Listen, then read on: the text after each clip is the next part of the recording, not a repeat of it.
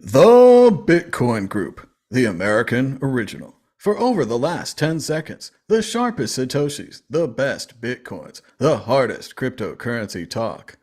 We'd like to welcome our panelists, Ben Ark from LN Bits, Good evening, all.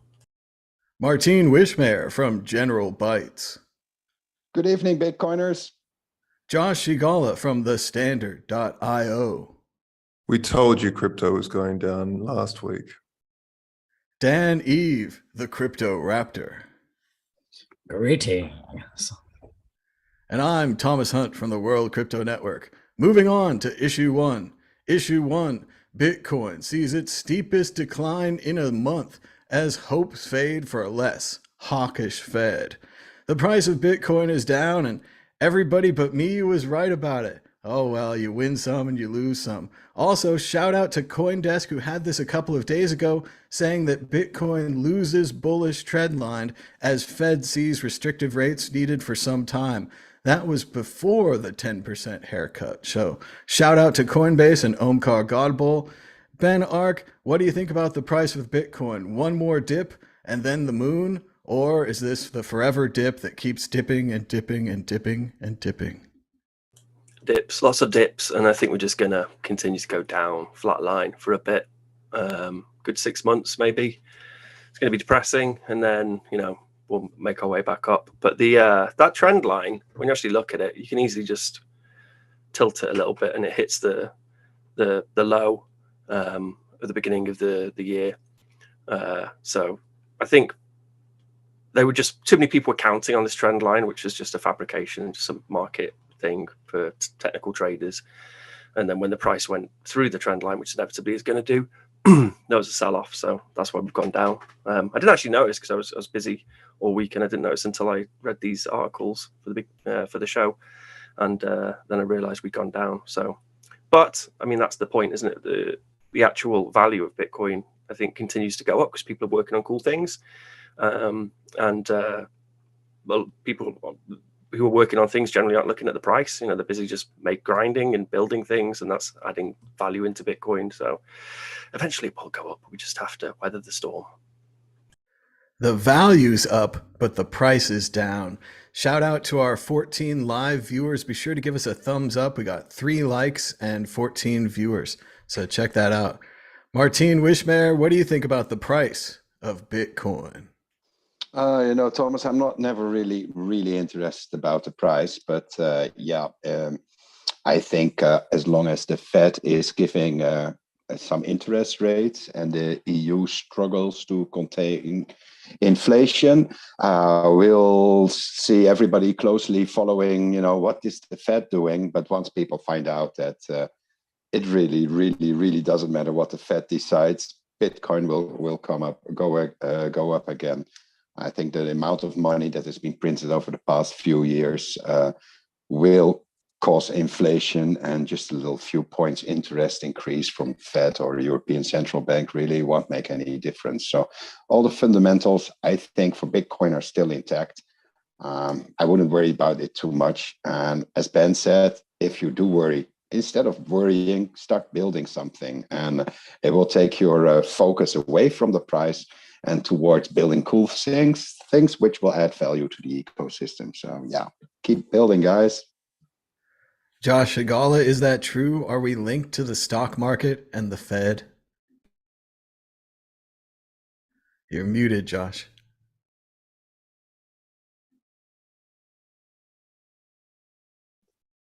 Oh, there, I'm back. I'm sorry.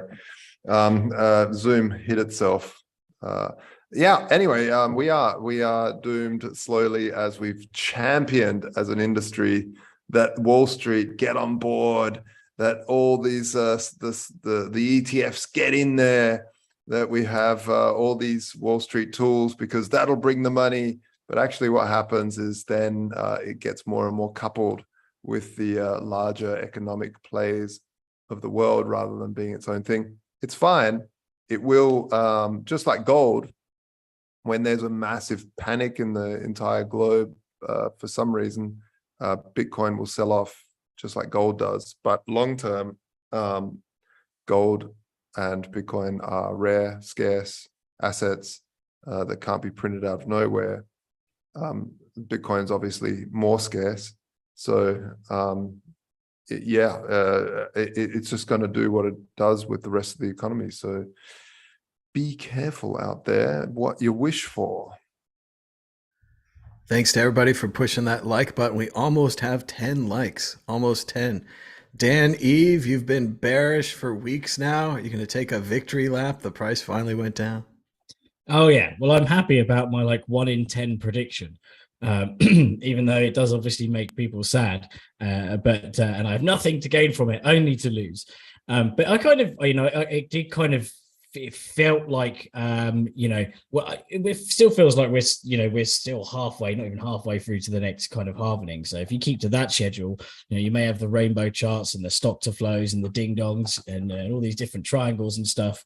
But ultimately, the halvening is kind of the pattern that does definitely repeat. The price appreciating after that. So it's going to be up and down. It's going to be choppy high seas. I've actually got my McDonald's belt ready back from when I worked there when I was like 16 years old. 16 years old, man and boy. I worked at McDonald's, and so I'm ready. I'm ready, waiting for the true pain to hit. And I've got my little piggy bank of all my little savings, and I might do some Bitcoin buying. Edging in. But no, ultimately, go back to Metcalfe's law, that the value of a network is proportional to the square number of users. And the fact is that Bitcoin still keeps on building, right? So even though the price just goes on being a bit choppy, I think again it's Coinbase, but they produced a chart which was really cool. It's just like all the Lightning services, and unfortunately, LMBits wasn't on there, which was a darn shame. But boo to that.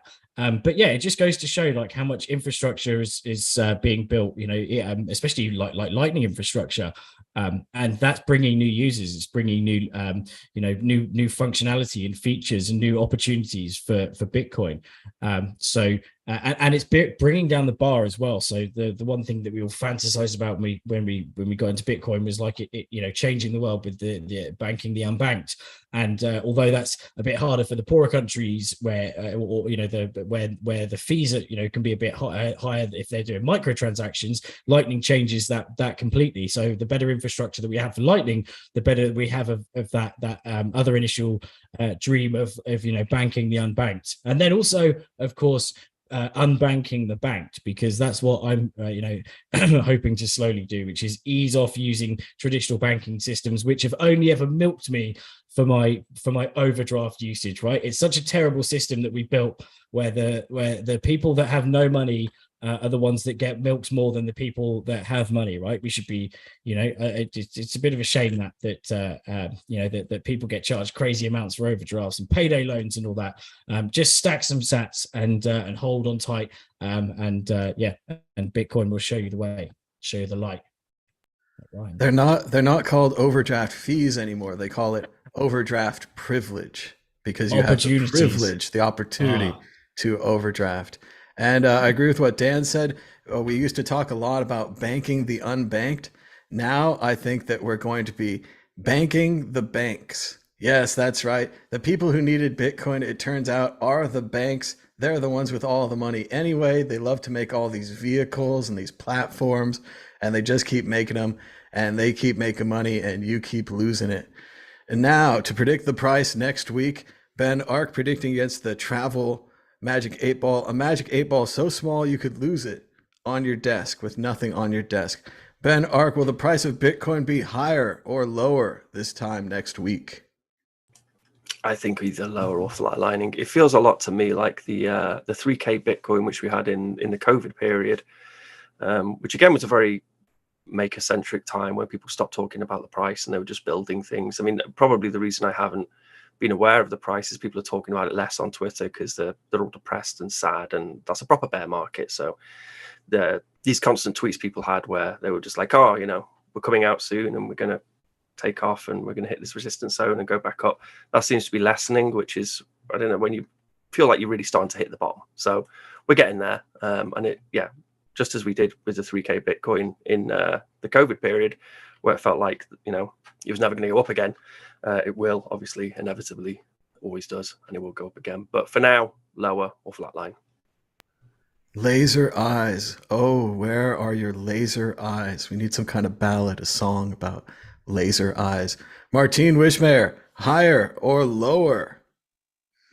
I think we'll be going sideways, so probably a bit lower. But yeah, it doesn't feel like the price is going up anytime soon. As soon as the Fed starts tweaking those rates again, we'll probably see some action again. Until that, it's just lower. Sideways, the worst of all possible answers. Josh Chagall, Dan Eve, higher or lower? I'm going lower. I'm sticking with my guns. It's going to be a bit lower. Buying opportunities, fire sale. Pessimism continues. Josh Segala, is it all negative? Is this the negative group again? Yeah, sadly it is. But I do think, Dan, you should be Patrick Swayze with laser eyes. Yeah, I think that is good. That is good. Yeah. Lower. Unfortunately. And now the only vote that really matters, the Magic 8 Ball, the predictor of all predictors, smarter than other predictors. And will it be higher this time next week? Says no. Pretty straightforward from the ball. The ball says no. So much for optimism. Moving on to issue 2. Issue 2, Kraken. Cracks open the books to prove Bitcoin, Ethereum, Ripple, Cardano, and Tether reserves as crypto exchanges draw scrutiny. At the same time, over at Cointelegraph, they're wondering, can exchanges create imaginary Bitcoin to dump the price? I wonder. Martin Wishmayer, what do you think about Kraken providing proof of reserves for the third time? Way to go, Kraken. And everyone else for not providing proof of reserves, perhaps leading to this imaginary Bitcoin price dumping nightmare? Yeah, of course, I applaud all these. Well, it's not really a proof of reserves, it's more like an attestation. It's not like an audit. But for example, Kraken isn't the first one to use these servers from I believe Armanino or something like that. They also have been doing the audits or attestation or proof of reserves for Nexo for quite some time now. I think it's a good way to prove how much crypto an exchange has and their balance, so that they can't fiddle with the books too much. That I think is good. On the other hand, I've been looking at those reports, not necessarily from Kraken, but the ones from Nexo in the past, and I found even though all the crypto is being accounted for, there's no word on the amount of their fiat balances, if that really is like what they say it is. So if that's not the case or not audited, then these numbers don't really say much, because it's the fiat balance on an exchange is part of the equation, and if that's not audited, or at least I can't see it in there, then it doesn't really tell me much. But it's good. That's part of the brilliant new technology with crypto. We only have to audit the new stuff. Forget about the old stuff. They used to have audits in the old days, but we don't even have to do those anymore. It's called Trust Explorer by Armanino. Yeah, it was like the clothing brand, but with an behind it, Armanio or Armanino. I think it's fantastic. It's an improvement in the way we can audit, real-time audit, or see proof of reserves. But as I said, without the liabilities or fiat balances in there, I'm not really convinced. It would be fascinating if we could truly see how many Bitcoin were on each exchange, and then if we could add that all together to get a general idea of how many Bitcoin are on the exchanges. Oh, but you do get that. If you go to the Trust Explorer I haven't found Kraken's Trust Explorer. I've only found the article, but if I go to Armanino Trust Explorer for Nexo, you can see that Nexo's assets are in excess of 100%, 192,000 consumer Bitcoin customer liabilities. And it tells you how much percent is covered. So more than 100%. So that's fully backed. You can press on refresh, and it will do a real-time refresh of the audit while you're waiting. So that's pretty cool. I haven't been able to find it from Kraken yet. I'm sure it's hidden somewhere on their site, but didn't have any time to figure it out before the show started. It's always interesting when they have those articles and they talk about this many Bitcoin leaving the exchanges, this many Bitcoin entering the exchanges, and it gives you a good idea of how many Bitcoin are actually being traded, how many are being held. Then, of course, if 140 Bitcoin exit the exchange, you don't know if that's being sold, if that's being cold storage, if that was traded to someone else, or if they just moved it to another exchange to sell it there. So the more information we have about this stuff, the better. Josh Shigala, I know you're fired up about this issue. You were involved in Mt. Gox. You helped create Vaultoro to prevent another Mt. Gox. What do you think about these proof of exchanges? And more important, what about the possibility of naked short selling on one of these exchanges that isn't proving their reserves? Gotta unmute yourself, Josh. It's like Zoom Tuesday. Noob. Yeah, it's a huge problem. I think Kraken uses the protocol that Peter Todd and Gregory Maxwell came up with, which is using Merkle trees to basically hash all the way up to the number one. So you don't have to see everybody's holdings, but you can trust that the hashes all match up. And while it's great, it's still intransparent, I find. But there's also this sort of, you just have to trust this green tick that pops up, like boom, yep, over reserve, and you're like, okay, and this was the main issue that I had with it, and that's why we created the Glassbooks protocol for Vaultoro.com. But what Martin Kate said is really valid. You cannot audit the actual banks holding the fiat, and so a lot of these exchanges have vast amounts of fiat sitting in bank accounts, and we don't know what those banks are doing. What are they doing with it? Are they highly leveraged? Are they way overexposed in some sort of ridiculous tool, financial tool? You never know. So if we have another financial crisis, 2008, it brings down some of the major exchanges along with it, then that would also bring down the crypto space. It is what it is. We are very well connected into that space, and it's also a good thing to be connected to that space because the on and off ramps are so lovely nowadays compared to back in the day. But that is a downside of it. Yeah, one of the ways that we got around it, and why I started Vaultoro.com, that's Vault as in gold vault, and Oro as in Spanish for gold, is that it allowed people to trade into allocated gold bullion, which can be audited and counted, and it can be fully insured. Bank accounts are only insured to 250K in the US, only 100K here in Europe, and so by holding actual physical bullion that you can trade back and forth into crypto, you can hold as much as you want, and it's fully audited and fully insured, not like bank accounts that nobody knows what's going on there. So that's one of the reasons. But yeah, I think it's definitely a step in the right direction.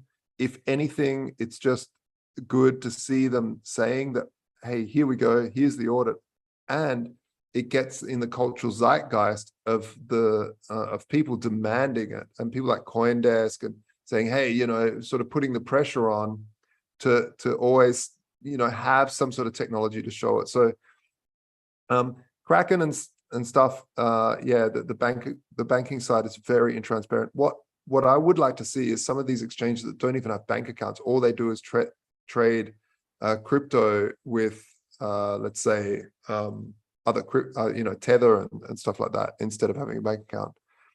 And seeing what they have, there it makes sense to have these full audits. But I think those days are numbered for those full just crypto exchanges, because decentralized exchanges are really getting good now. And I've started to see some amazing technology coming out where we can even have order books. Excuse me. It is interesting, like you said, Josh, that while we don't know the exact position of their fiat reserves, at least we can get kind of a percentage number that maybe they're 50% crypto, 50% fiat. Then we could look at other exchanges and say, well, that one's 70% crypto, 30% fiat. And you could kind of judge perhaps the risk if the US or the dollar market went down, which exchanges could theoretically be stronger. Yeah. And in Europe, it's kind of interesting because Kraken have vast amounts of euros, and they have to pay negative interest fees on those as well. So they have all this liquidity that they need to sort of remove and move around and be quite clever with. And this isn't just a problem with exchanges, it's a problem with general business in the Eurozone, is that they have to deal with this side effect of having negative interest rates. But anyway, yeah, I think it's a good thing, and we should keep on going. We should keep on pushing for it. One thing I don't like that Barry, was it Barry Silbert? The proof of keys thing. I like it. I love it. I just didn't like the date. It was like the 3rd of January. Everyone's on freaking holiday. Every exchange's got skeleton staff. And then, you know, to be truly secure, you don't want to make it that a skeleton staff can like just drain the cold wallet because everyone's pulling their coins out of exchanges. So I'd much rather see what, you know, prove your keys, or everyone pull their money out of exchanges once a year, but do it not during the holiday season. That would be useful. Yeah, I think it was Trace Mayer, and Trace there was Mayer, always that's there was always a little bit of like, let's crash the exchange in there. They loved it if you had to pull from your deeper storage or your long-term storage. They loved it if they could have a delay and they'd say, oh, it took you 2 hours to get my coins, probably because you had your security set up correctly and you had to go into the vault to get the more money because it's this weird January 3rd and all the Bitcoiners are withdrawing their money for no reason. It was a fun idea, but I agree with Josh. It's much more about being responsible for your own coins. And I think everyone just needs to think about backup about once a month. Once a month when you pay your rent, back up your files. Your keys are one of your files, maybe your most important file, and back it up. You could always buy a second Trezor. You could always hide it in a second location. You could always get a second safe deposit box. You could get a second safe in your house. You just aren't thinking about this because you're used to your Bitcoin being worth, you know, almost nothing. And now they're worth a lot more. They're worth a second safe. They're worth a second Trezor.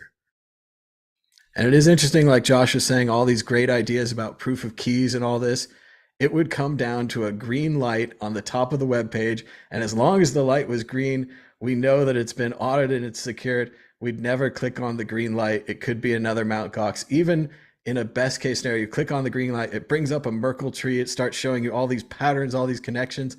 You still have no idea what's going on as a customer. I like that it's happening, but as a customer, you still don't really know what's going on under the hood. Yeah, and this was why the Glassbooks protocol is what we developed to get around that, because it was fairly easy to understand. It was like, here's an anonymous ID, only you know it and we know it. Now you can log out of the system and we publish every anonymous ID with everyone's holdings.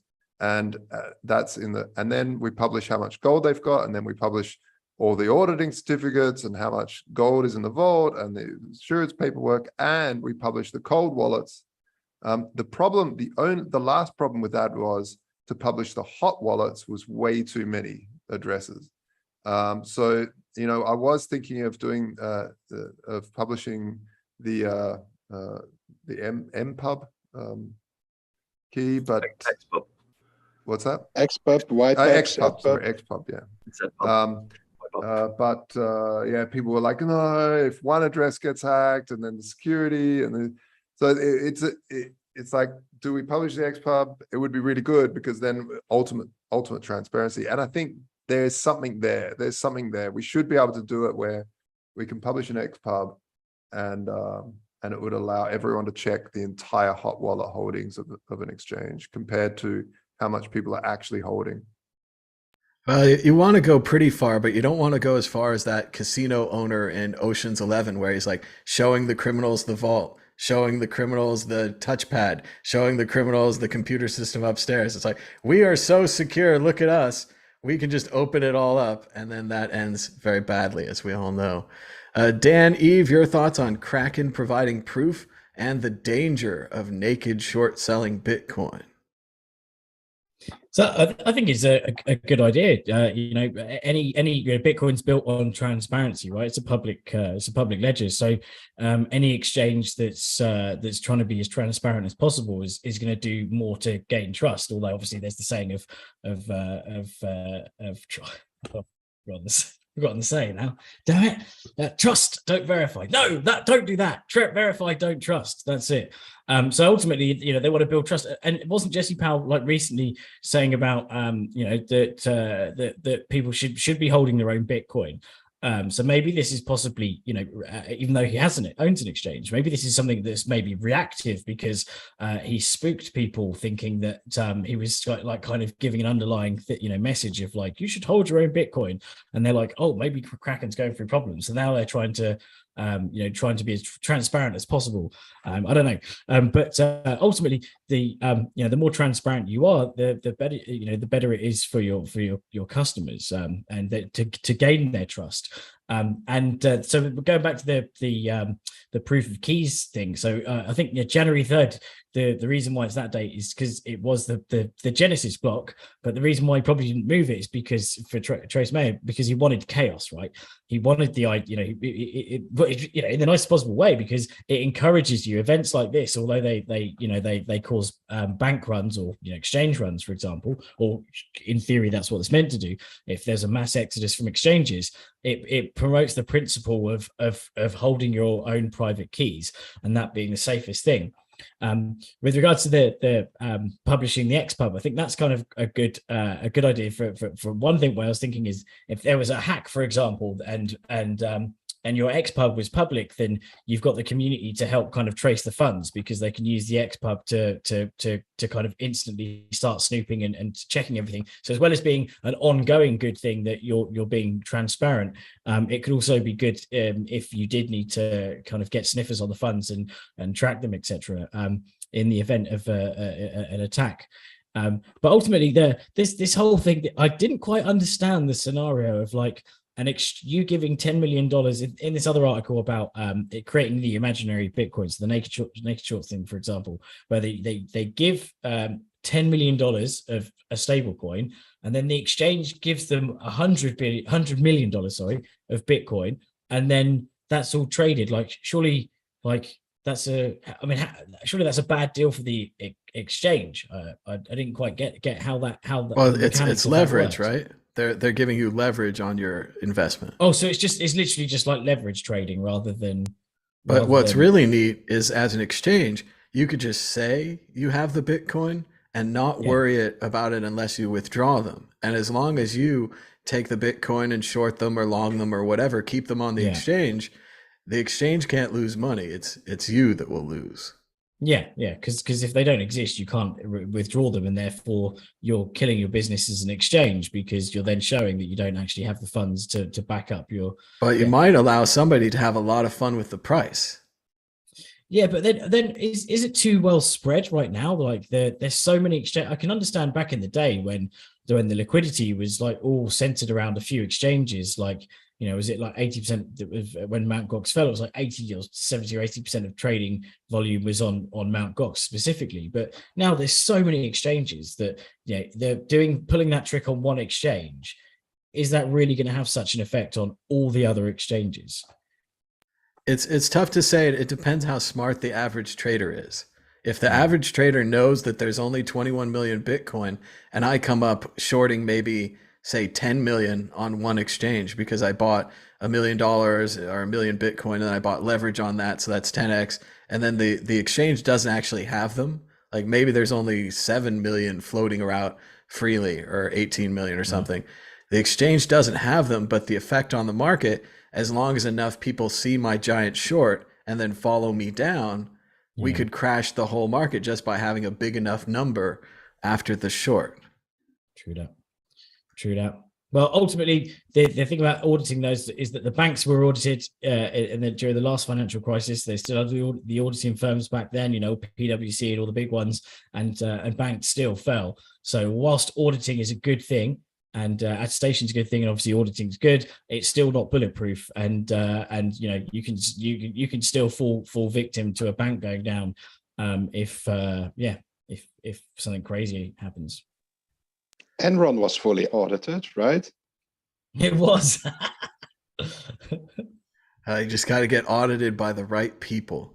Ben Ark, what do you think about Bitcoin and short selling naked? This was the point of the 2008 financial crisis, wasn't it? They couldn't balance the books because the value which they had on their books didn't exist. So it's the same problem which we're alluding to here with the exchanges, that there could be potentially value there which doesn't actually exist. And this is why auditing and the stuff which Jesse Powell's doing with Kraken is a good step in the right direction.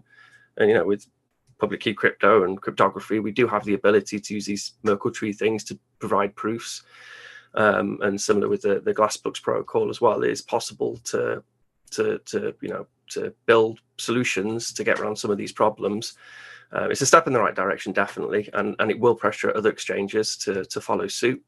And I think it's one of the reasons why a lot of people trust and enjoy using Kraken, because they feel that their funds are more safe and more secure on there. But ultimately, yeah, just making it easier to be custodian of your own funds, and then also engage with exchanges at the same time, is you know, a very worthwhile goal. We have, like with LMBits, we've been developing this, you know, $8 hardware wallet, which we can use with LMBits, and we can have an XPub, and then we can sign the PSBT, a partially signed Bitcoin transaction on here, and it works really well. So as hardware wallets become cheaper and easier to use, and more people have access to them, because I honestly think that just the price tag of hardware wallets kind of puts people off, which is a real shame. And it should be something which, I mean, I remember, I think it was BitBargain back in the day in the UK. If you went on there and did a trade and it was over $1,000 or something, one of the admins would come in and say, have you got a hardware wallet? Do you know how to secure your funds? This is how you secure your funds. Go buy a Trezor. And it was really good practice for the exchange to do that. And I think similar practices could be adopted by some of the exchanges which people use now. So, and I think Jesse Powell's is going in the right direction on that point. Regarding the Merkle tree proof, this is exactly how Armanino does the audit. They use Merkle trees. I don't know exactly how, but this is the method they use to prove the reserve. With a Merkle tree, you can just like go through the tree, and then you can prove that you have X funds without revealing all the funds. And then similarly, other people can do the same thing. So it's a way of like getting proof without having to reveal everything. So you still maintain some privacy there. But I think there's definitely some work which could be done on this. I think probably like things like Taproot will make, for Bitcoin at least, will make it. Regarding hardware wallets, do you really think the price is too high? Because, you know, people, ladies spend like what, $1,000 on a Birk, or thousands on a Birkin bag or on a Gucci bag. So, you know, if we want to have like a wallet and we spend like $60 or so, I think it's like nothing compared to their Birkin bag or Gucci bag. So I think if they get much cheaper, and then if Kraken built into their system some way of you having your XPub on Kraken, and then being able to generate addresses and receive funds, and then being able to sign those funds off when you do trades, just using a hardware wallet. Maybe they just send it to you, the Kraken hardware wallet. You know, they've got your KYC, they've got your address anyway. Why not? You know, I think it's something which is plausible. I think that as the value of the price of these things comes down, then people will be more likely to give them away to customers to secure their own funds. Yeah, also one of the things that we did, Vaultoria was the first exchange in the world to implement the Lightning Network, even though we haven't got it at the moment because we've focused on other stuff. But at the time, one of the use cases was that we don't need to hold people's funds now, because the Lightning Network's so fast that if someone wants a trade, they could type it in and they get the QR code, send the Bitcoin, and instantly trades out. So you don't need to hold those funds. And as soon as you trade back to Bitcoin, it just goes back to the wallet. It's really chill. And Kraken now does have Lightning running. And so, yeah, I'd like to see tools like that come more alive, where you just, deal with trades in an offline wallet. Exactly what you were saying, Ben, right? Yeah, with Kraken, it's still a little bit slow because you have to like verify the address. So you have to like email that this is the invoice. So it kind of becomes a bit clunky. But yeah, hopefully you have to email the invoice.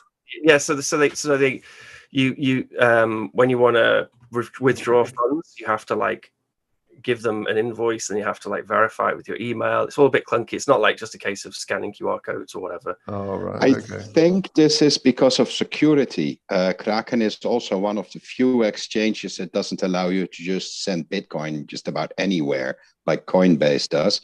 Instead, you have to whitelist all the addresses that you're going to use for withdrawal. And you have to confirm them via email. Then it wants you to log in, your two-factor authentication, and you have to go through the whole thing. But this is not a bug. It's by design to keep your funds Safu.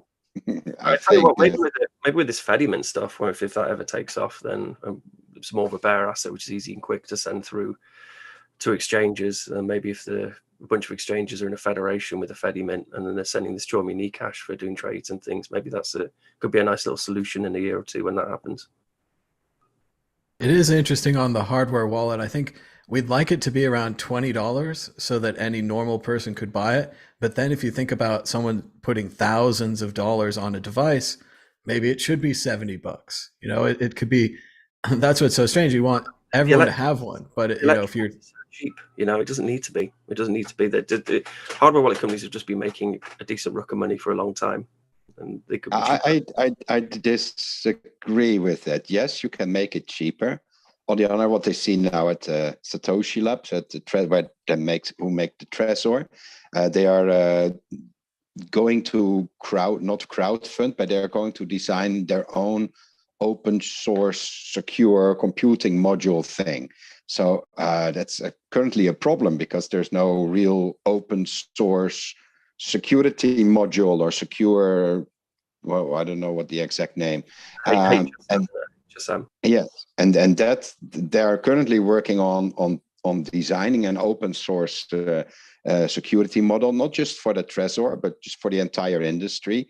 I've seen any price quotes even for like a design in that direction. They're like in the 7 digits. That's really expensive to do. And yes, if you charge like $5 or $10 for a wallet, there will be no money left to do any research into making the wallets better in the future. So I'd rather see the price remain the same and then know that they are healthy and that they can keep continuing developing the product than trying to scrape the bottom out of the barrel and get the cheapest deal as possible. I've got like 5 different hardware wallets from 5 different vendors.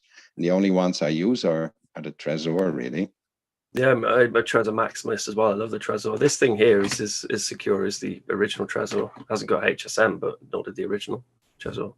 Correct. The original doesn't have that too because they haven't designed it yet. Oh, I'm curious. Well, and it's not just that it's not just that you want the wallet to get better. You want it to stay secure as well. So they need to have security teams. They need to be testing it in the first place. They need to be testing it after it's released, 6 months later, a year later.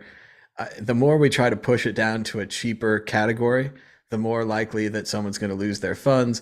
And then there's that whole kind of problem where if you're saying, well, it's a small piggy bank, you could only put $100 in, or you could only put so many quarters in, right? But the problem is each of these piggy banks are essentially infinite. So someone could buy the $20 hardware wallet, put $20 on it, which seems appropriate, or they could put $20,000 on it, which seems like a potential nightmare, either from security, bad design, cheap design. Any of those things could destroy your $20,000. Something which keeps me up at night is supply chain attacks, and I think that's huge for hardware wallets. And those factories, absolutely, they know where they're building up wallets. I always recommend if you want to buy yourself a good Bitcoin wallet and a hardware wallet, always order from the original manufacturer. Yeah, sorry for the resellers, but there's just too much risk there of supply chain attacks. It's also interesting. You want the company to be big enough to do hardware and to do all this stuff, but also small enough so that it's not worth owning all their hardware and tricking all the people, but also big enough that they won't get owned and all these things. It's an interesting place they have to fit.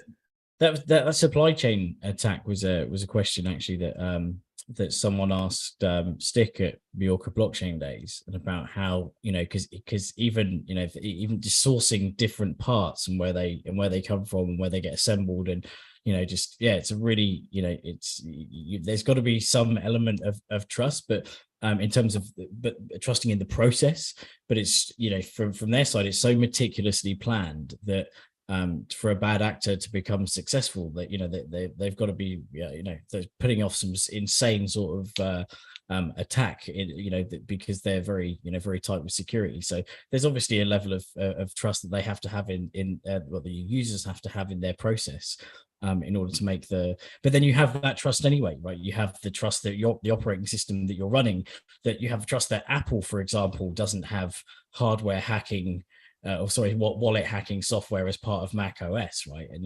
anything that you use that's closed source, that you trust that the software works. You trust that the Bitcoin software operates, it operates in a secure way, right? So we verify. We don't trust. We verify. Maybe you're the one trusting, but we're all verifying here. But I mean, unless you literally can read and understand the code, you've got to put trust in the system that's created it. But no, that is a good gotcha. Paid workers packaging these things, and they know they're going to hold substantial funds at some point, and some of the people who are building these things and working in these factories are very clever and can build a corrupted hardware wallet and sneak it into the supply chain. And that's the supply chain, and it's not just the hardware wallet coming out. If they could do that, why are they working in the factory? Come on. If they can make a corrupt hardware wallet and they could sneak all the chips in, they're not working on the factory line, unless it's a secret Mission Impossible job and they're there just for one day. Way easier way to do a supply chain attack on hardware wallets, like a scammer 101 attack, is you pretend to be a reseller for those hardware wallets. Instead of giving them the full box never opened, you carefully open the box. You already initialize the wallet with the secret words, and then you put it back in and you pretend that congratulations with the purchase of your hardware wallet. These are your super secret private keys. Never ever share them with anyone, not knowing this person doesn't know, because it's their first hardware wallet. They doesn't know that they have to generate the keys themselves. That's already happened. Yeah. Oh yeah, that would. Well, those are so much more convenient. You don't have to set them up. I like it when they come pre-set up like that. It saves me time. I don't know. Those holographic stickers are pretty hard to. That's a joke. Well, like Martin's saying, really, if you just take it out of its packaging, get totally new packaging, totally new holographic stickers. Yeah. And if you don't buy Trezors all the time, you don't know what a Trezor is supposed to look like. That's a pretty acceptable attack from the Amazon reseller or whatever it is. So yeah. Never resell, never buy resell, never buy secondhand. And I don't agree that it's too expensive. I think $90 for all the stuff that goes in the back end is pretty important. I'd rather, it's like exchange. I don't want to use an exchange that's totally free with everything, because I'm thinking, where are you getting your money? It's the same with, I don't want to use a social network that's totally free. It's like, where do you get your money? I don't know, man. I mean, so on this, I'm using BiBitcoin, which is Stephen Snygreb's Spectre wallet library, and it's got so many eyes on that code. It makes me feel secure and fluffy. And then I ordered this. It's just a regular normal microcontroller. Where I ordered it from, they don't know I'm going to use it for a hardware wallet, and then I've just built my own hardware wallet, and we can make uploading the binary onto this thing so much easier. So I'm all for the DIY hardware wallet scene. Yeah, but the thing is, Ben, like the DIY stuff, you're built for that, right? You can verify it if you want. A lot of people, even if they're DIYing it, they have to trust the stuff that they're downloading. They have to, there's learning curves. Sure, you can make it as easy as hell, but the easier you make it, the more attack vectors also get hit. Well, and all you have to do is change one line of the config and have it send the money to me. Or if you're running a script, change one line of the script to send the money to me. That's why you have binaries and checksums. You can download a binary. So the idea is that you'd be able to this sort of thing, and Blesco are working on a similar system as well for their ATMs, where you can just install through the browser from so you can download the binary, flash the device, and then do an M5 checksum on the binary, go to the repo, you can see the same checksum, and you can be assured that whenever that binary was created, that nothing has happened to it in situ, and you're fine to flash it onto your generic device, which has been bought from some shop, and no one knows that you have a hardware wallet. That is really ultimately the best way, is buying generic devices that can be something. That's why I'd like to see all generic devices having like key stores on them or something. It's gonna get there, isn't it? When we all start using public key crypto more, natively. Well, we're running out of time. We're going to go to a really quick exit question. Who will become insolvent first? Kraken, Coinbase, or neither? Martin Wishmayer. I think Coinbase probably. Josh Shigala. Yeah, God, what a tough question. I mean, it's not neither, because nothing lasts forever apart from Bitcoin. But I would say, I would say Coinbase. Kraken is loaded nicely up, and being a publicly traded company, you have all sorts of other crap that you need to do and overheads that you need. I don't know. Dan, I'm saying it doesn't make sense. So. Kraken or Coinbase? Oh, well, I prefer, to be fair, I think it's, I've said this before, I think it's bad, as much as, you can hate on Coinbase, it's bad for the ecosystem if they fall. But I think Coinbase is I don't know, I think they might be quite solid, because they take crazy stuff like Shiba and probably, not saying they do, but maybe because of the integrity of some of the coins, likely to take a bit more kind of extra profit on the top of listing fees, etc. So I reckon they're actually their coffers are pretty hardcore, because slip them a few bob, maybe, just saying it could happen. I'm not saying it does, might happen, I don't know, but I think they're probably I think they're pretty clever. And I also read that they have like this funny electric tent system with generating their keys. So it does seem like, although they do some crazy ass stuff, that they also are quite security focused. So I'd like to see neither, but I think it's a tough one. Ben, Ark, Kraken, or Coinbase? I think we all have this intuition in our gut that one day Coinbase is going to screw up and implode. So Coinbase. We don't have it for Kraken so much. The correct answer is, it's a trick question. Coinbase will run out of funds, but they'll be purchased by Goldman Sachs, so they'll be just fine, and we'll probably never even hear about it. Or FTX, since Sam Bankman-Fried's like buying everything. He's buying everything, but I don't know if he has enough for Coinbase. At least not yet. Check out the World Crypto Network audio podcast at worldcryptonetwork.com or Apple Podcasts or wherever you get your podcasts. We have more than 1,000 episodes, but only 67 ratings. So there's still a good chance for you to give us a rating. We haven't done a political show in 2 years, although we did correctly predict the 1 million dead from COVID and the coup from the former president. That's 2 for 2. Moving on to issue 3.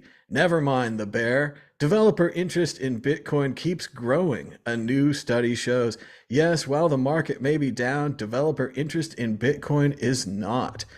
Blockchain, ecosystems, Web3, Lightning networks, and more, all spreading during the bear market. Let's go to Ben Ark. You were talking about this a little bit.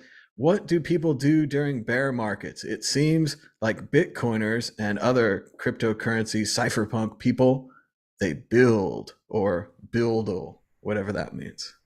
Oh no, yeah, no, they do. They build stuff, and the Lightning Network infrastructure ecosystem industry is having a lot of money poured into it. A lot of great projects, building stuff. Very exciting place to be.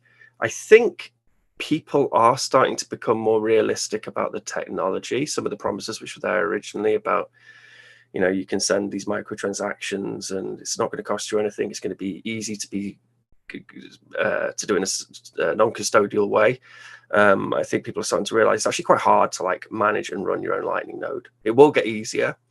It's also quite expensive as well, particularly when we've seen adoption in, you know, some of these poor countries like El Salvador, where, you know, opening channels requires an on-chain transaction, and then managing channels is tricky and requires some technical competence. You know, like often our channels become unbalanced, and we're all fairly technically competent in Lightning. So it is something which needs to be worked on, and something which I think that the original promise, which was with Lightning Network, isn't there. And I think people, they are starting to come to terms with that. And then obviously try and fix that and make it easier to run something like a Lightning node. But I think it is an issue, and it is something which people are starting to come to terms with development wise. But yeah, there's some great projects, and I can't keep up now. Whereas if a year or two ago, I had an eye on all the different projects which are out there, and I was aware what people were building. Now I keep just stumbling across these great projects I'd never heard of before, and they've built out very sophisticated software, and it's the talent as well. Like the level of developers we're now getting in the space is so much better than we had before. And with, you know, it's like with the LNBit stuff, you know, it's for us, it's like Christmas every day. We go into the repo and someone's PR'd some great new extension which we hadn't thought of, and yeah, so the developers are very much taking to this idea of being able to send money around and do microtransactions, and then all the interesting applications and clients which you can build with that. But there's still a lot of work to be done on the protocol layer, and then also, you know, making it easier, you know, for people to use, and then also on the application layer as well. So and then obviously we do have things like Fedimint, and Bitcoin's always changing. Any opinion you have on Bitcoin, you have to readdress after about 6 months, because some new developments happen, some new things being built. There's some new amazing technology we can all make use of and build more interesting things on. We also see the rise of the Bitcoin only investors, the Bitcoin only VCs. There was maybe like one, like Oleg from Full Goal Ventures, maybe like 2 years ago, and now I think there's like several firms which are Bitcoin only, and they've got big funds with, you know, big money investing into them, and strengthening the Bitcoin ecosystem. So I think the idea is that when you have El Salvador trying to use Bitcoin and Lightning, but I feel that, you know, it may be a year's time or 6 months, 6 months to a year's time, when someone just adopts the technology, it'll be very functional, and there'll be a lot of good applications. So it should just run smoothly, and everyone should be able to use it, and hopefully in as non-custodial way as possible. It's amazing how when you're on the right side of technology, things just seem to roll down the hill and gather momentum like a snowball. I've said this before, but I know on Mad Bitcoins, we used to cover every laundromat and every soda shop and every corner grocery that accepted Bitcoin. And now it's out of control. I can't even cover how many people and how many companies are doing new things. And the same thing about NFTs. I can't track how many people are doing new NFTs, which category, which ones, which sporting figure, which major rock star, all these people all coming in, trying out new technology, trying out a new ecosystem that we've been working on building. Dan, Eve, what do you think about the developer interest in Bitcoin? People building during the bear market? Well, it's the kind of only thing that you can do if you want to take your mind off it, right, is contribute to the success of the coin. Going back to the Metcalfe's law thing, and you know, the way you can build value in Bitcoin that's outside of like the price, but is linked, is via building something that is going to add more users and add more value to the system. Because the more users that you have, the more likely the value of the system is going to go up. And just I was looking at some of the Lightning stats. So around early 2019, there was something like this. January 1st, 2019, there was 2,300 nodes, and there's now, as of December 20 December 2021. So that's still 7 months ago. I just plugged a quick figure, is nearly 32,000 nodes, 31,965. So you can see how much the network's growing. That's Lightning alone. And obviously Lightning is just a component of Bitcoin. There's all the other existing Bitcoin infrastructure that's being built. There's things like Taproot and services that are going to be built around that. There's RSK doing stuff with side chains and trying to sort of smash the DeFi space from that perspective, and it's just everything that's being built on Bitcoin right now is just exciting. Obviously, there's a lot of DeFi stuff going on, which is probably and a lot of DeFi disasters around, like the UST thing. That's going to probably fare quite well for Bitcoin ultimately, because whilst you can have your stable coins, you can have something that's just more solid than that, which is just Bitcoin. Right, you just need to get your head around the volatility. But in a bear market, there's either arguing with people on the internet, checking the price every 5 minutes and being pissed off, or depressed, or there's like doing something constructive and building, or educating, or just educating someone else, or learning yourself. So whether that's kind of educating yourself by some of Ben's cool tutorials, building something like build your own hardware wallet. There's all sorts that you can do to kind of take your mind off of the price dips and keep, and once you kind of get out of that frame of mind, like I deleted all of the tickers years ago, and I'm not going to lie, I still look at the price. I just don't get reminded of it, but automatically all the time. But it's just more interesting, right, when you take price out of it and you just look at the underlying value and just look at the things that are being built around it. It's more interesting than just watching chart go big dildo green candle and big sad red candle.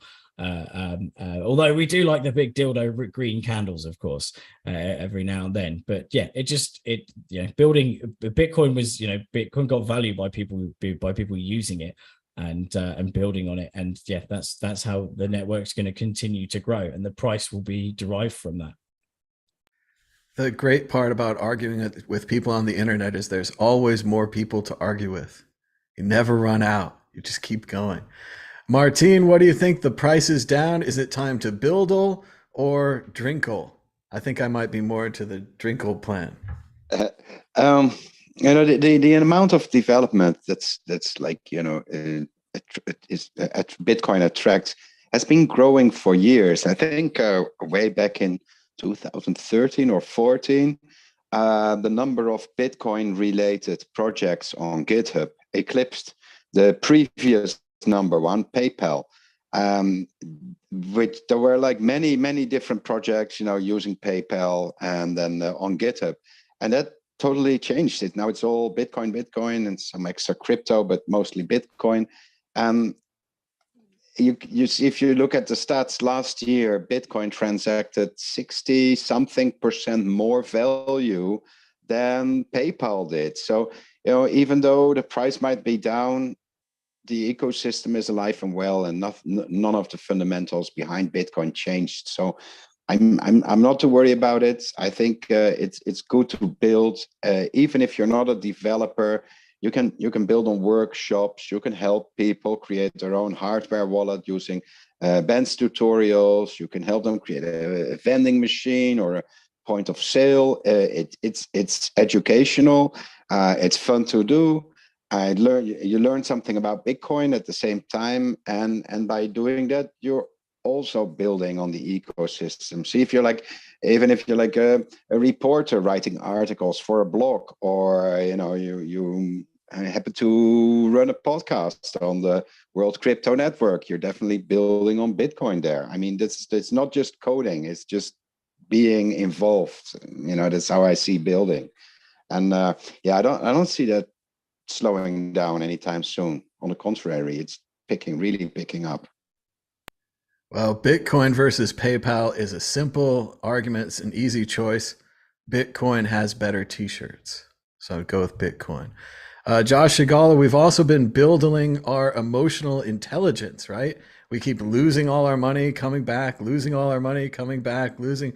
And eventually we're going to get through this, right? We'll be stronger. We'll be gentlemen of character, right? We'll have gone through something. No, that's absolutely true. When you go through a nightmare of seeing your value drop like crazy, you do become stronger afterwards. And but yeah, build, and yeah, have fun freaking out. Fuck it. Talk to people, make, deal with it. We're all long.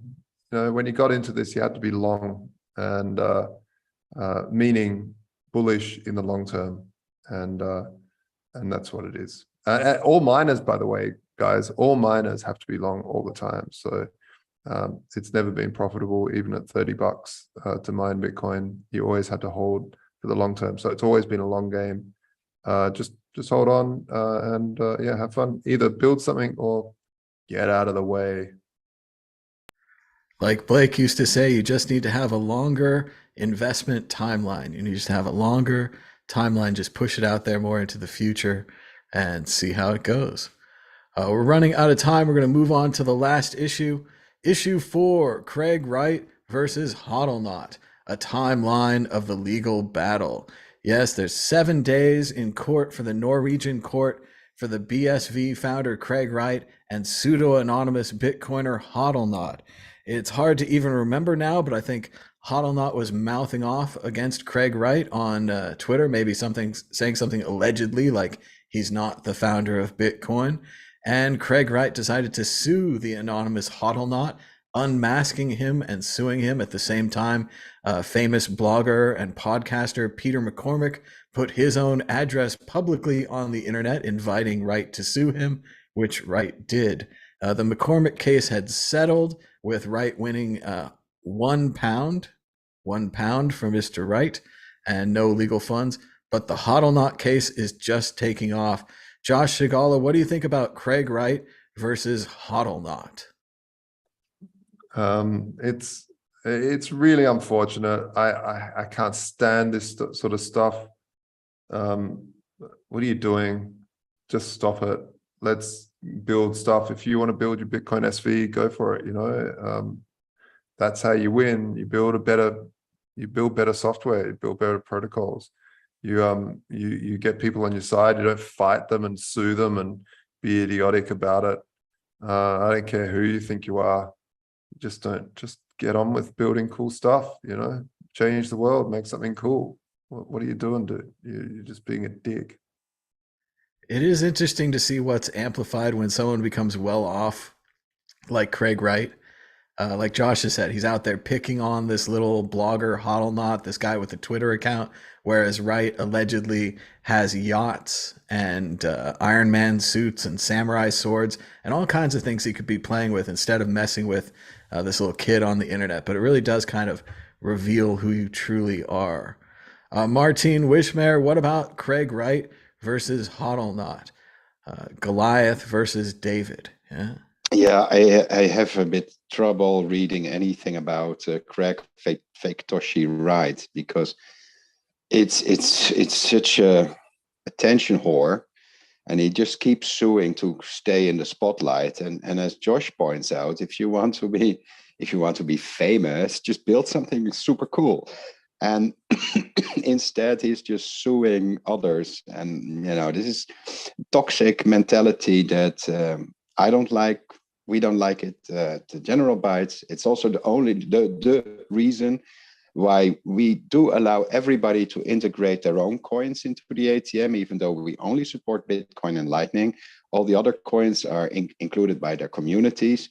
We do actively block any BSV because we think they're downright toxic. I think, for the ecosystem to succeed, Craig Wright, and not Greg necessarily, but the whole BSV ecosystem must die. Yeah, if it's not really relevant anymore, it's already almost dead.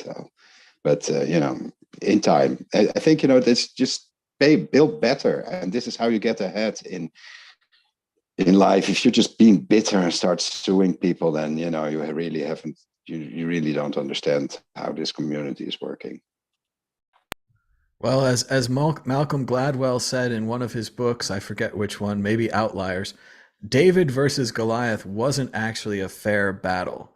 Goliath, while he was huge and a swordsman and had lots of strength, David had a sling and he could fling rocks at him at up to like 30 to 50 miles an hour. So as long as Goliath doesn't get close to David, David can hit him with rocks until he fells his opponent. Maybe we'll see the same for Hodlnaut. Dan, Eve, what do you think about Hodlnaut versus Craig Wright? Well, it'd be another interesting case. But it really is sad that it's really flogging a dead horse now. And I agree with the other comments that that if you want to compete with someone, just build a better technology. If you're that clever and you're that amazing and that ninja and you've got all these degrees coming out of your ass, then do something constructive with them instead of sue people, because that makes you pathetic and fucking weak. Really, doesn't it? Especially when you're not even funding yourself, you're getting funded by a sugar daddy. So yeah, it doesn't matter how much you can lap dance sugar daddy on his yacht. You just sort your life out and build something constructive. It's been a travesty, but imagine all the people that he took along on that ride for Bitcoin SV when they went from proof of work to proof of pecker, and Bitcoin SV is now almost at an all-time low. I mean, it's savage. Imagine all the people that have been dragged along that terrible, it's not a gravy train, but it's just bad, right? And the idea that he's suing people for doing serious harm to his reputation, he's the person that's done serious harm to his reputation.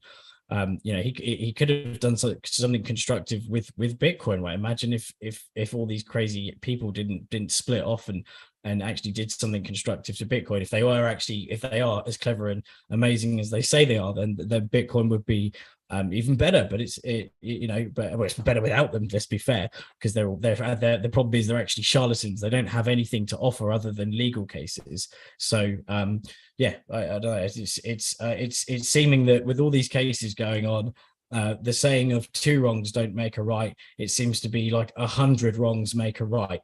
And he keeps on going wrong, and there's more wrongs that are making this right, and the right is wrong, if you know what I mean. Yeah, for someone named Wright, he's wrong an awful lot of times. Yeah. I do like the idea of this flogging a dead horse sketch. I think maybe SNL or something else, it might be a little too violent, but you just have a guy and he's beating a dead horse, and they're like, what's he doing? Oh, he's still blogging that dead horse. You think that's going to work for him? Oh, I don't know. And people just keep walking by and he just keeps flogging it. It does seem that's what Wright is like. And then he just continues this quest. And every now and then, just go to, is it TX Highway? And just look for yourself at the number of transactions. Is it txhighway.com? TX Street. Or TX Street. There's 2 of them, isn't there? TX Street is the South Park style one. But just have a look at on the visualizer of the number of Bitcoin transactions compared to, I think they don't even have Bitcoin SV. They've got Bitcoin Cash, but they don't even list Bitcoin SV because it's not good enough. The problem is it would be so boring because the streets would be just empty. So it's just very, there we go. So, there we go, txhighway.cash. There you go. So look at that broken road. They've got work in progress. It's just terrible. But that's Bcash, right? So that's not even Bitcoin SV. That's literally the Bcash as well, right? So BSV has even less TXs than that. They're on their highway. It's all very sad. Well, it's never late for them to split again. There's lots more coin names. Ben Ark, what do you think about Wright versus Hodlnaut? He's kind of a necessary evil in one way, and he could almost be seen as a good thing because he's a very well funded bad actor attacking Bitcoin in a legal way, and it's almost like we've got to go through the process, so we might as well go through it now, and they got to feel sorry for the people who are actually having to go to court with the guy. I mean, I hope it would be better not to have him, but Bitcoin only gets stronger by having him and Calvin Ayre there attacking it. It's that. What's the phrase? Anti-fragility thing. But yeah, is Calvin Ayre still on the scene? Is he still a sugar daddy? Is he still funding all these court cases? He's still tweeting the most insanely ridiculous things every now and then. Go, well, yeah, Bcash is amazing, blah blah blah. like, or BSV, whatever it is. He's like, oh, you know, I don't know if he's still touting gigamegs or whatever the hell that the sort of stuff he's making up, but yeah, he still pops up every now and then on random things as well, and he'll just turn it into a BSV thing. They're a joke. I do feel sorry for Peter McCormack. Like a lot of people, they were like, oh, cool, Peter McCormack's only going to pay him £1 of legal damages because what he said was defamatory or whatever. But that does actually mean that then Peter McCormack needs to pay his own legal fees, which I know are very high. And props to Roger Ver. You know, Roger Ver has been backing a lot of this, and Peter McCormack's been very,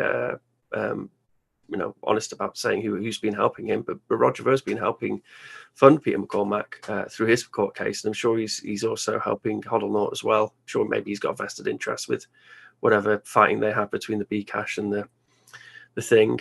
But he's probably got guilt. He probably feels bad for siding with fake Satoshi. Remember, Roger was one of the first who believed fake Satoshi's story outright, just completely. Yeah. No, yeah, maybe it is guilt money. But yeah, so I did kind of feel sorry for Peter McCormack because he also would have lost a lot of his own personal funds in just having to fund the legal case. And by being proved to be guilty, even though the court, they had to prove that he was guilty because it was defamatory, but he only had to pay like £1 worth of damages, but then he does also then need to pay hundreds of thousands of pounds worth of his own legal fees, which Craig Wright would be footed with that bill had Craig Wright been found, had Peter McCormack to be found not guilty. So that's kind of a shame, and I feel sorry for Peter McCormack on that. And good luck to Hodlnaut. There's a donation page people can donate to. If you go on Hodlnaut's Twitter, you'll be able to find a link to it, I think. And this has been ongoing for a long time. And the stuff with Craig Wright and all this legal stuff, it has spooked some core devs. And I know some core devs who've had to go a bit dark. And part of that is because of some of the backlash from Craig Wright legally. And it's just not something they want to have to deal with. It's easier for them just to become more anonymous in the way they're committing to Bitcoin Core. Maybe that's a good thing anyway. But yeah, he's a cretin, this dude. And occasionally pops up when I haven't really heard anything of him apart from the legal battles in which he's involved in. Occasionally that pops up on Twitter, but the rest of him and his project and whatever else seems to be fizzled out to pretty much nothing now. So, and I'm sure eventually they'll run out of funds, even though Calvin has got all that gambling money. I don't know. I have a hard time feeling bad for Peter McCormack. Sure, I feel bad for anyone that's in the legal situation, but he did kind of ask for it. He put his address out there. Maybe at the time he thought it would be good promotion. He didn't understand how horrible and expensive the legal system can be. But I think that's a good lesson. Everyone, just don't put your address out there if you don't want to get sued. Now, Hodlnaut, although I don't know him or the details of his case very much, I feel worse for. He's an anonymous figure. He's out there having fun on the internet, putting his goofy messages up. And pretty soon this, allegedly psychopath with a lot of money comes after him and tries to ruin his life. Hodlnaut certainly didn't ask for that. McCormack kind of seems, sadly, like he asked for it. Yeah, but I mean, someone had to get in front, didn't they, and actually take the guy on legally. And hopefully he's dwindled Craig Wright's funds, so he's got less funds to maybe attack Hodlnaut with. I don't know. Well, Hodlnaut took it legally, but I like Ben's idea that they're just testing Bitcoin through the legal system, and they come back to us years from now and they're like, remember all those tweets? We did that all just to test you guys. We wanted the best for Bitcoin. We knew if it happened early with a bad actor testing it in the legal system, it would be better than if it happened later. Our exit question, are we all going to hug and pretend it's fine? Ben, do you welcome them back after all this? They're just testing. What, those two? No. Roger Ver, yeah, come back, Roger. But no, Craig Wright and Calvin. I mean, but anyone can obviously join into Bitcoin and build into the infrastructure, build stuff, whatever, fine, carry on. But yeah, no, they've he's a terrible human. Martine Wishmayer, it's like Kurt Vonnegut's Mother Night. He was doing secret propaganda for the Nazis, but he was also reporting everything to the United States as a spy. Is it all fine? Can we welcome Craig Wright back? It was just all like, they were just testing us. Well, he was never really part of Bitcoin, was he? I mean, he claims he is, but he never, I mean, he was always that fake Satoshi. I mean, like, what's there to welcome back? I mean, well, I don't know if he wants to, but don't expect me to host a party to welcome him back. No, not doing it. Josh Shigala, even the story that Craig Wright made up as fake Satoshi was a plan to test Bitcoin, to make Bitcoin stronger. Do you welcome him back? Nah, fuck off. But I've always liked. I actually really like Roger Ver. I think he's a good guy. I just didn't like. I think he just was really passionate about big blocks, and man, no matter what we think, we don't know what the real way of scaling this. This is the beauty of what Satoshi created, that you could fork the network and try different things. And I myself think Lightning's a much better way to go and keep things one, because I feel like whatever size you make the block, it'll just get filled up. And the propagation of blocks just takes too long if you have a giga-sized block. It just takes too long and it breaks the system. So that's my way of going. But as a person, Roger's always been helpful for people like Lynn Ulbricht. He's put his money where his mouth is, he did. I did listen to him when he said Mt. Gox had all the funds there while he was reading the prompts on his bouncy ball, but whatever is what it is. Bitcoin is an open protocol. Anyone can join. I think what I'm hearing sounds pretty fair. Roger did a lot of good things for Bitcoin. He spread it to people at parties. He was one of the first investors in many Bitcoin companies. He put his money where his mouth was over and over again. And even if he, just like Josh says, just liked the big blocks, didn't know about the Bitmain miner scam, didn't know about the potential computer problems and data center problems of hacking gigabyte blocks, we welcome him back because he did good things. But it does seem like Craig Wright has been attacking everyone and everything since he got here. Dan, Eve, do you forgive him? Do you welcome Wright back? Get out of here! No way! What constructive thing could he do? Could he do anymore? He'd be an embarrassment if he came back to Bitcoin now because of the history, let alone the stuff that he actually says. Right? Like, it's I just keep there's so many things. Like, I just that video where he's like, I remember reading this white paper or something about this white paper when I wrote it, reading something in a white paper when I wrote it, and then he just dropped himself in it so many times. It's so ridiculously fake, let alone I've witnessed him myself, as I mentioned too many times, like Uncle Albert's old war stories, but like when he literally said Satoshi's dead in front of me. So it's just horse crap and it's not constructive. Right, Roger Ver, on the other hand, I do think he was taken, drifted off with the big block thing.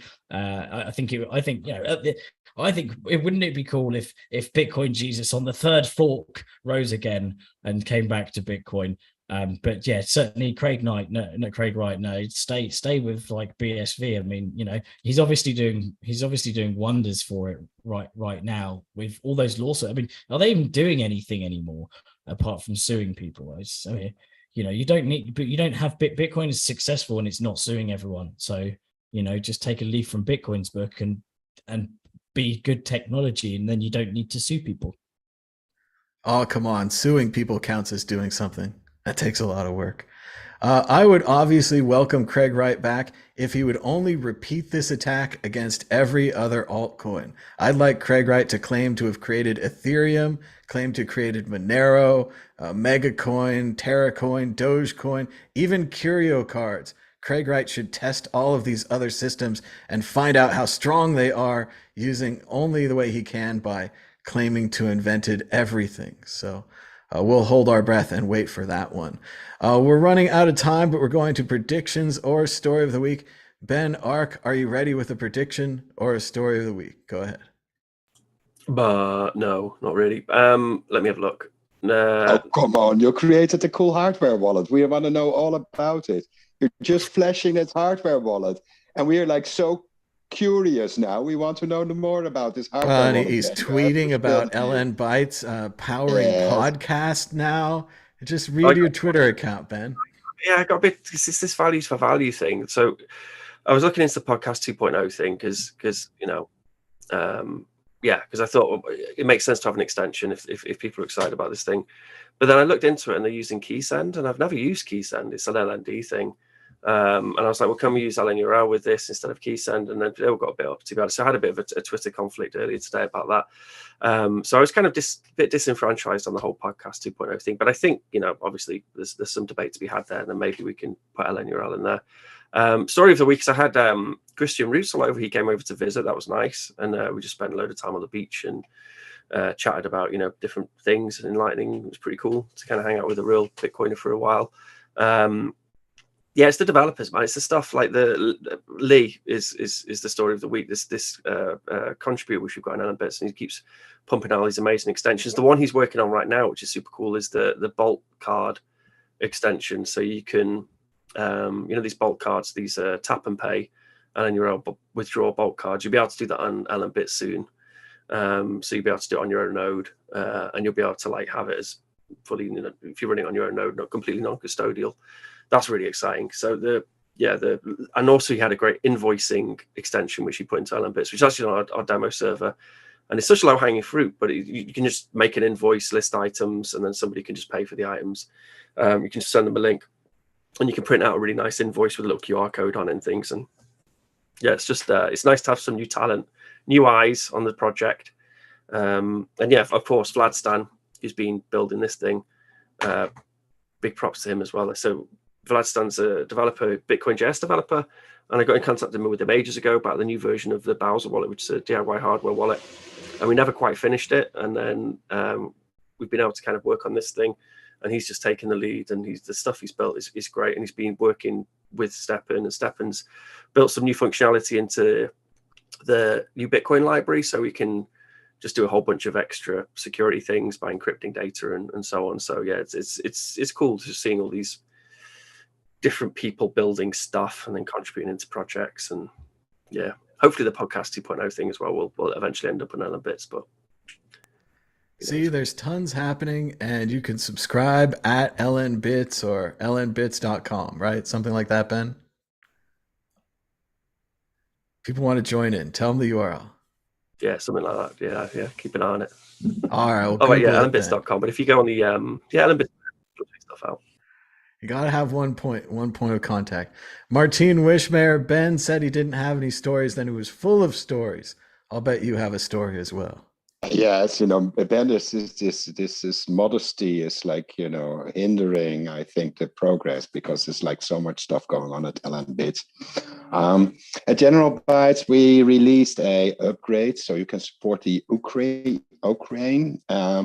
The update consists of a sort of extra function. If you enable it with the magic keyword as the operator, instead of having buy Bitcoin over buy or sell Bitcoin over Lightning or on chain, you'll have an extra option that says supports the Ukraine and with the Ukrainian flag.